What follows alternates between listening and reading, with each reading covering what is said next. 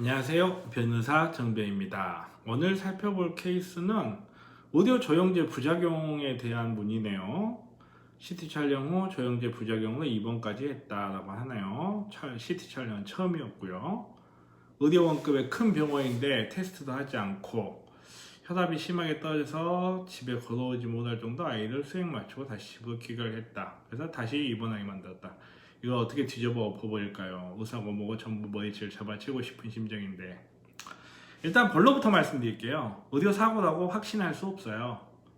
왜냐면 동생분이 병원에 왜 CT 촬영을 했는지가 전혀 나와 있지 않기 때문에 뭐 혈압이 떨어지고 뭐 어떤 증상을 겪었는지 전혀 내용이 없네요. 뭐 때문에 조영제 부작용이라고 생각을 한 건지 전혀 내용이 없어서 이게 조영제 부작용인지 아니면 처음 병원을 가게 된 이유, 처음 병원에 가게 된, 그러니까 처음 가지고 있던 질병의 자연사로 어떤 다른 증상을 겪은 건지 제가 이것만 보고는 알 수는 없어요.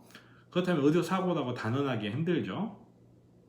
하지만 질문자의 의도대로 이게 조영제 부작용이다 라고 했을 때 의료 사고의 가능성 분명히 있어요. 조영제 부작용이 맞다 라는 가정을 한다면요.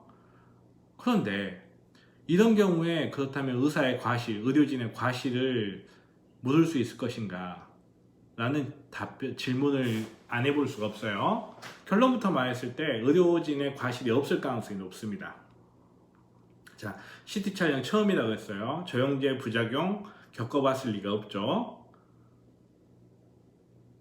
CT 촬영 시 사용하는 조영제의 부작용을 미리 예측할 수 있는 방법이 없어요. 아직까지는.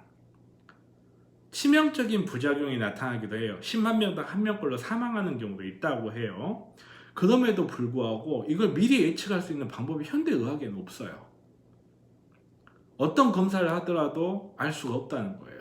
예방할 수 있는 방법도 없고 발생할지 미리 예측하는 것도 불가능해요. 그런 상태에서 조영제 부작용이 나타났다는 이유만으로 의료진의 과실을 묻을 수 없어요.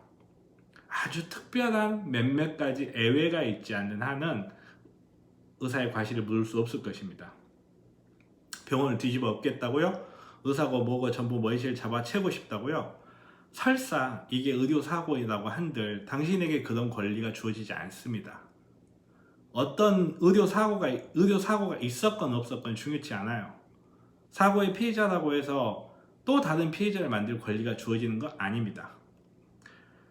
요즘은 의료소송이라든지 뭐 이런 과정에서 이런 폭행이나 원내 업무 방해 행위, 진료 방해 행위에 대해서 굉장히 엄격하게 법적 책임을 묻고 있다는 걸 말씀드릴게요. 참고로 저는 형사소송은 하지 않습니다. 자, 도움이 되셨다면 좋아요, 구독하기 부탁드릴게요.